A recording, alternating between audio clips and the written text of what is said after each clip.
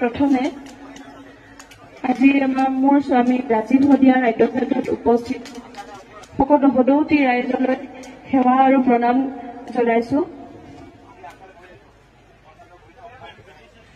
আপোনালোকৰ উপস্থিতিয়ে আমাৰ গোটেই পৰিয়ালটোক কিমান সাহস দিছে মই ভাষাৰে বুজাব নোৱাৰিম।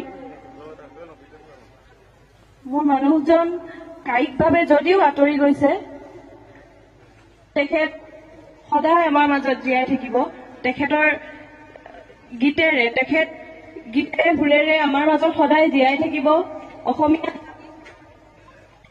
অসমীয়া জাতিটো থাকে মানে ৰাজীৱ শদিয়াও জীয়াই থাকিব, এয়া মোৰ বিশ্বাস আৰু আশা।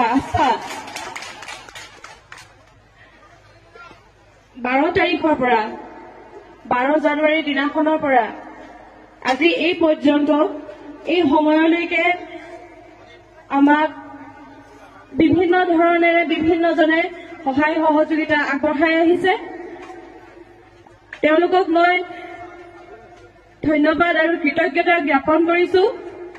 অনাগত দিনতো আপোনালোকৰ সহায় সহযোগিতা আৰু আশীৰ্বাদ আমাৰ কাম্য।